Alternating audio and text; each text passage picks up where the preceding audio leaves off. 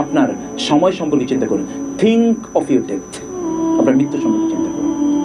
আপনি কি আপনার নিজকে নিয়ে একবার চিন্তা করে দেখেছেন আপনার অস্তিত্বটা আসলে কি?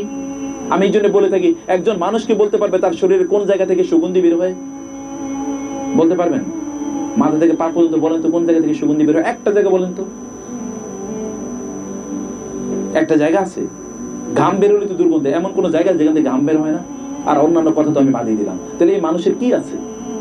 এই মানুষের কি? এ তো পচে মরে যাওয়ার পর 3 দিন পরে তার শরীরের কোনো অংশ থাকবে না যেটা এখন অক্ষত আছে, পোকায় খাওয়া শুরু করবে আর পচে গলে লাশ দুর্গন্ধ বের হবে সেখান থেকে। এই মানুষের কি আছে? তার এই লোকটা কি আছে?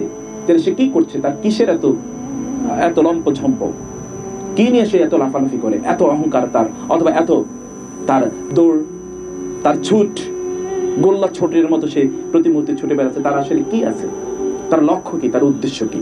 সে কোন দিকে আসলে তার নিজকে কোন লক্ষ্য পানে সে প্রতি মুহূর্তে ছুটছে? আপনি তো ছুটছেন, জন্মের পর থেকে ছুটলেন এবং মৃত্যু পর্যন্ত। মৃত্যু মানে আপনি গর্তে গিয়ে পড়লেন।